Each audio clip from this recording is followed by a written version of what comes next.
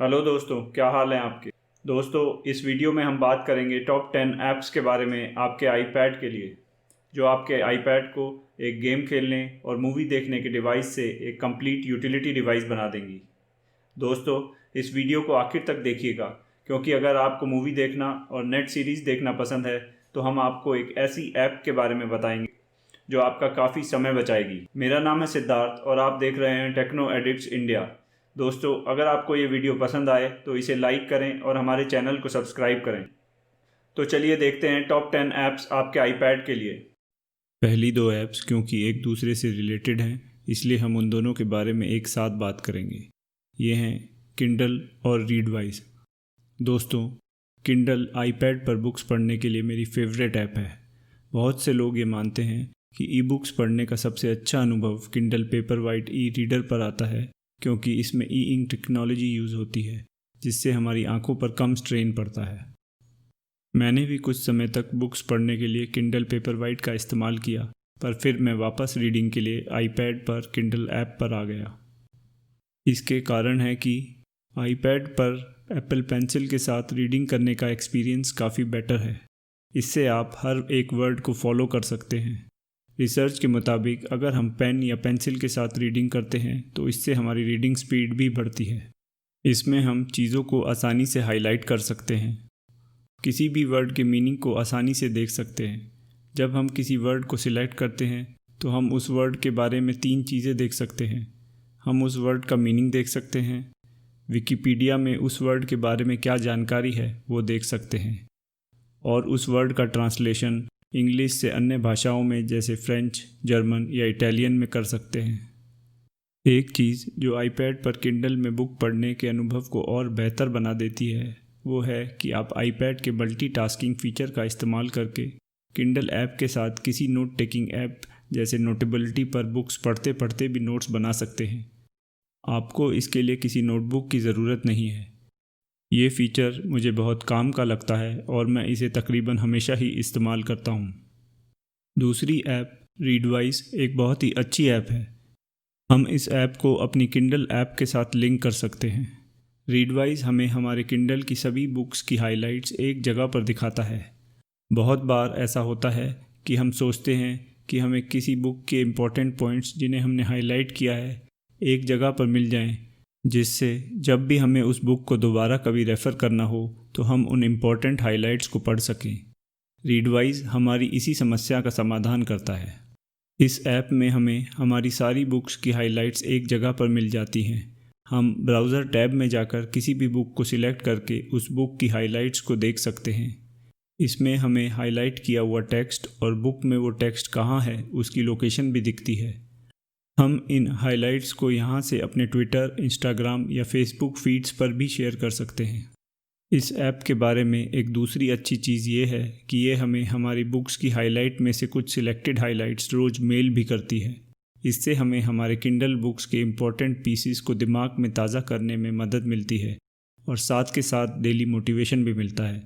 दोस्तों, अगर आप रीडवाइज ऐप के बारे में एक डिटेल्ड वीडियो देखना चाहते हैं तो हमें नीचे कमेंट बॉक्स में लिख कर बताएं। तीसरी ऐप है गूगल कैलेंडर। गूगल कैलेंडर मेरा डे टू डे ऑर्गेनाइज़र है। इस कैलेंडर में सबसे अच्छी बात यह है कि ये क्रॉस प्लेटफॉर्म काम करता है, यानी अगर आप कोई रिमाइंडर या टास्क अपने आईपैड पर लगाते हैं तो आप उसको अपने कंप्यूटर या एंड्रॉयड फ़ोन पर देख, अमेंड या डिलीट भी कर सकते हैं। जबकि अगर हम एप्पल कैलेंडर यूज़ करते हैं तो वो सिर्फ एप्पल प्लेटफॉर्म पर ही काम करता है। इस कैलेंडर में कुछ अच्छी बातें हैं कि इसमें हम हॉलीडेज़ आसानी से सर्च कर सकते हैं। इसके लिए हमें गूगल कैलेंडर के सर्च ऑप्शन में जाना है। चलिए सर्च करते हैं कि इस साल दिवाली कब है। तो ये देखिए, गूगल कैलेंडर ने हमें बता दिया कि इस साल दिवाली 14 नवंबर को है। हमें हॉलीडे देखने के लिए अलग से किसी ऐप या गूगल सर्च की ज़रूरत नहीं है। गूगल कैलेंडर में हम इस तरह से अपने इवेंट्स या रिमाइंडर्स को सेट कर सकते हैं। पहले हम इस प्लस बटन को दबाएंगे, इवेंट सिलेक्ट करें, टाइटल में डाल देते हैं डेमो इवेंट, इवेंट का डेट और टाइम डाल देते हैं। अगर इस इवेंट में हमारे साथ कोई और भी हिस्सा ले रहा है तो हम उसका ईमेल आईडी भी डाल सकते हैं। इससे उस व्यक्ति के पास उस इवेंट की डिटेल मेल द्वारा चली जाएगी। हम इवेंट की लोकेशन भी डाल सकते हैं। अब सेव कर दें और हमारा इवेंट सेट हो गया। हम गूगल कैलेंडर में दूसरे कैलेंडर्स भी ऐड कर सकते हैं। इसके लिए हमें सेटिंग्स में जाएंगे। ऑल्टरनेट कैलेंडर्स में हम ये सारे कैलेंडर्स ऐड कर सकते हैं। चलिए हम इंडियन कैलेंडर ऐड कर लेते हैं। तो ये देखिए, यहाँ पर अब हमें इंडियन कैलेंडर के हिसाब से मंथ दिख रहा है।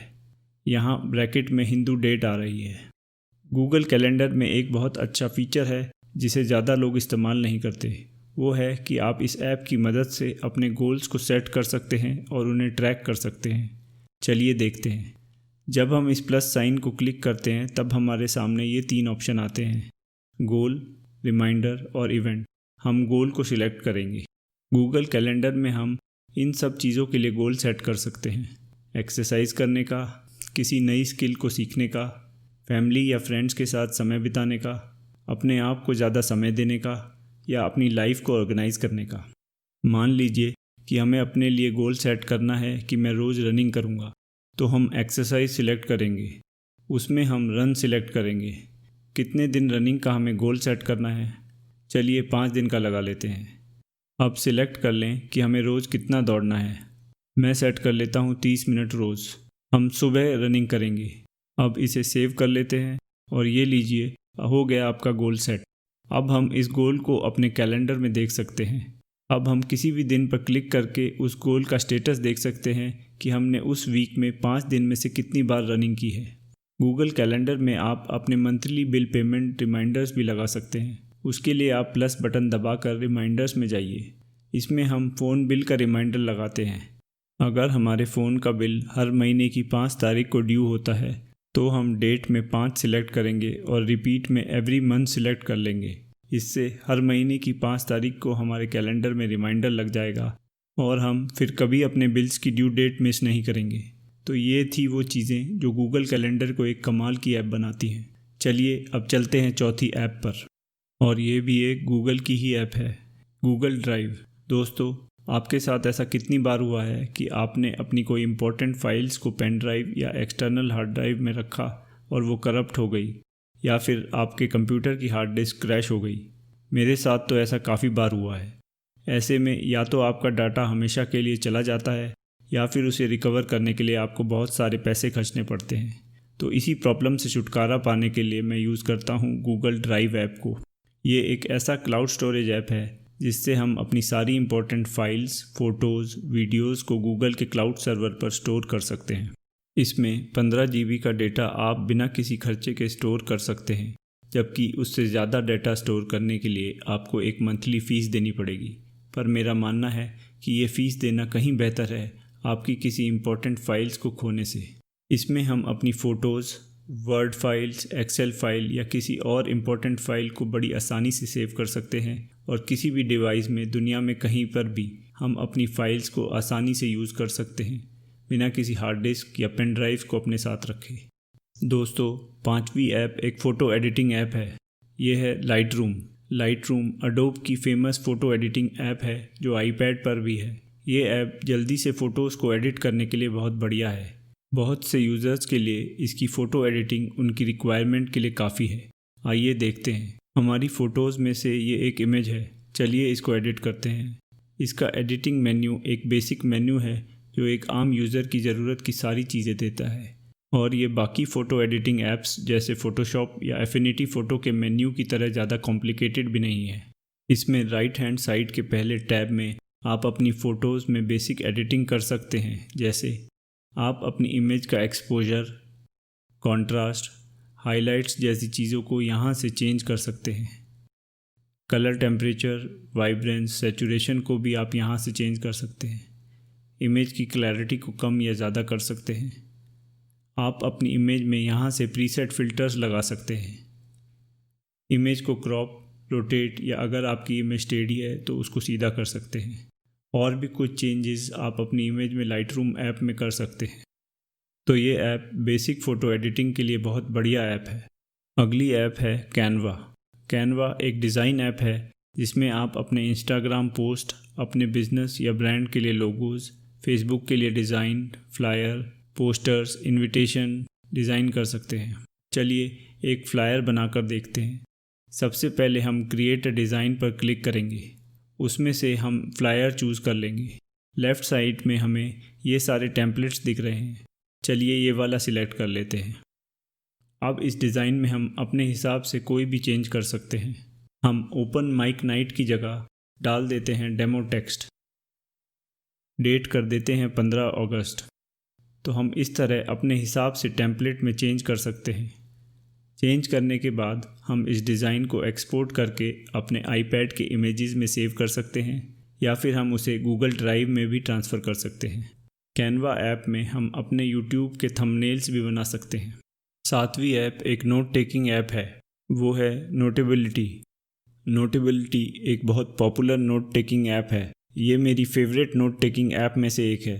दोस्तों, आजकल बहुत सारी नोट टेकिंग ऐप्स अवेलेबल हैं, पर कुछ चीज़ें हैं जो नोटेबिलिटी को बाकी नोट टेकिंग ऐप से अलग बना देती हैं।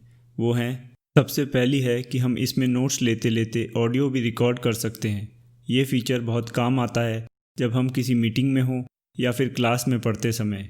हम नोट लिखते लिखते टीचर का लेक्चर भी रिकॉर्ड कर सकते हैं और बाद में ऑडियो को रिप्ले करके पता चल जाता है कि हमने कौन सा नोट किस बात को सुनते हुए बनाया था। चलिए देखते हैं कि ये कैसे काम करता है।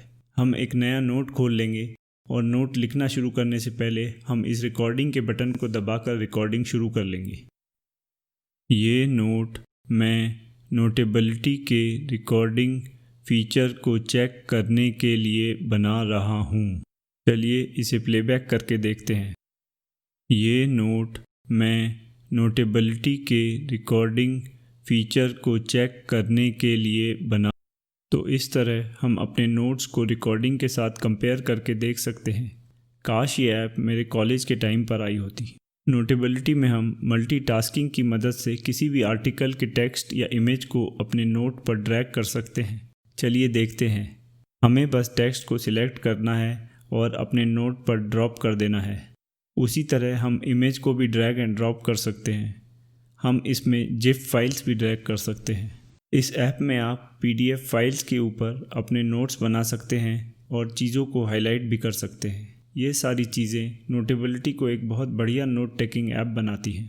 8वीं ऐप एक कन्वर्टर ऐप है, ये है अमाउंट। इस ऐप में हम किसी भी चीज़ के कन्वर्जन को देख सकते हैं।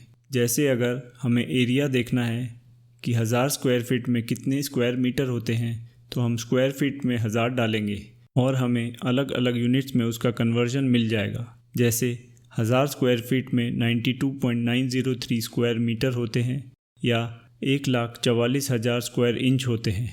आजकल के समय में हमें मोबाइल डाटा का ट्रैक रखना होता है। उसके लिए हम डेटा में GB से MB का कन्वर्जन देख सकते हैं कि 1 GB में 1000 MB होते हैं। ऐसे ही इस ऐप में बहुत सारी चीज़ों के कन्वर्जन मौजूद हैं, जैसे कुकिंग, टेम्परेचर, एरिया, स्पीड और बहुत सारे। 9वीं ऐप है द कैलकुलेटर। दोस्तों, आप जानते ही होंगे कि किसी कारण से एप्पल अभी तक आईपैड में कोई कैलकुलेटर ऐप नहीं देता है। ऐसे में हमें थर्ड पार्टी ऐप डाउनलोड करनी पड़ती है। द कैलकुलेटर एक बहुत यूज़फुल कैलकुलेटर ऐप है। इसकी कुछ खास बातें हैं कि इसमें आप बेसिक कैलकुलेटर तो यूज़ कर ही सकते हैं, जिसमें लेफ़्ट साइड पर आपको आपकी कैलकुलेशन की हिस्ट्री दिख जाती है। साथ के साथ आप साइंटिफिक कैलकुलेटर, करेंसी कन्वर्टर और फ्रैक्शन कैलकुलेटर भी यूज़ कर सकते हैं। इस ऐप का इंटरफेस बहुत ही सिंपल और आसान है। दोस्तों, जैसा कि हमने आपको वीडियो के शुरू में बताया था कि हम आपको एक ऐसी ऐप के बारे में बताएंगे जो कि अगर आप मूवीज़ या इंटरनेट सीरीज़ देखना पसंद करते हैं तो ये ऐप आपका बहुत समय बचाएगी। ये ऐप है जस्ट वॉच। इस ऐप में आप किसी भी मूवी या सीरीज़ के बारे में जानकारी ले सकते हैं। बहुत बार हमारे साथ ऐसा होता है कि हम किसी सीरीज़ या मूवी को ढूंढते हैं कि वो किस प्लेटफॉर्म पर अवेलेबल है। जस्ट वॉच में हम सर्च में उस मूवी के बारे में सर्च कर सकते हैं। जैसे हम सर्च करते हैं कि तनु वेड्स मनु रिटर्न कौन से प्लेटफॉर्म पर अवेलेबल है, तो ये देखिए, ये मूवी इन 3 प्लेटफॉर्म जियो, ZEE5 और इरोज नाउ पर अवेलेबल है। हम नीचे इस मूवी का ट्रेलर भी देख सकते हैं। ऐसे ही हम किसी भी सीरीज़ के बारे में सर्च कर सकते हैं। चलिए देखते हैं कि द फैमिली मैन कौन से प्लेटफॉर्म पर है। ये प्राइम वीडियो पर अवेलेबल है। इसके सीज़न 1 में 10 एपिसोड हैं और भी बहुत सारी इन्फॉर्मेशन द फैमिली मैन के बारे में अवेलेबल है। आप इसमें आने वाली मूवीज़ या सीरीज़ के बारे में भी इंफॉर्मेशन ले सकते हैं। तो दोस्तों, ये थी टॉप 10 ऐप्स आपके आईपैड के लिए। अगर आप इनमें से किसी ऐप के बारे में डिटेल्ड इन्फॉर्मेशन लेना चाहते हैं तो आप हमें नीचे कमेंट बॉक्स में लिख के बताएं। हम उस ऐप के बारे में एक डिटेल्ड वीडियो लेकर आएंगे। दोस्तों, अगर आपको ये वीडियो पसंद आया हो तो इसे लाइक करें, अपने दोस्तों और परिवार के लोगों के साथ शेयर करें, हमारे चैनल को सब्सक्राइब करें और बेल आइकन को दबाना ना भूलें, जिससे जब भी हमारा कोई नया वीडियो अपलोड हो तो आपको उसकी जानकारी मिल सके। धन्यवाद।